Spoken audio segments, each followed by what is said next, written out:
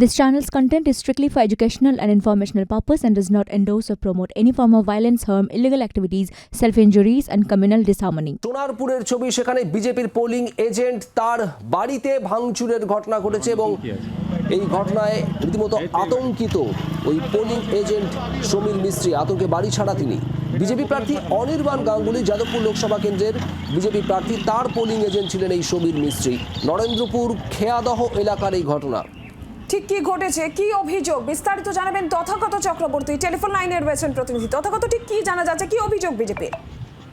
দেখো, এই ঘটনায় ইতিমধ্যে নরেন্দ্রপুর থানায় অভিযোগ জানানো হয়েছে এবং যেটা আক্রান্ত বিজেপি যিনি পোলিং এজেন্ট, তার যেটা বক্তব্য যে তিনি পোলিং এজেন্ট ছিলেন যাদবপুরের বিজেপি প্রার্থী এবং তিনি এলাকায় সক্রিয় একজন বিজেপি কর্মী এবং তিনি বিজেপির সংগঠনের ক্ষেত্রেও তিনি দেখভাল করেন এবং গতকাল যখন ফলাফল ঘোষণা করা হয় তার ঘোষণার বিকেলের দিকে তার বাড়িতে আচমকা বেশ কিছু লোকজন এসে ভাঙচুর চালায় এবং তার দোকান ঘর সহ বিভিন্ন জায়গায় ভাঙচুর চালানো হয়েছে, এমনটাই তার অভিযোগের পাশাপাশি তার স্ত্রী এবং মা সম্পর্কেও নানান ধরনের কটূক্তি করা হয় এবং এই ঘটনার পর থেকে তিনি আতঙ্কে বাড়ি ছাড়া হন। রাত্রেই নরেন্দ্রপুর থানায় অভিযোগ দায়ের করেছেন এবং সেই অভিযোগের ভিত্তিতে ঘটনার তদন্ত শুরু করেছে নরেন্দ্রপুর থানার পুলিশ।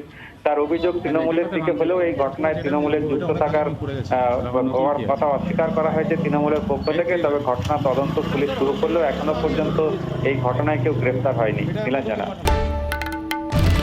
বাংলার আওয়াজ, বাঙালির আবেগ, জি 24 ঘন্টা।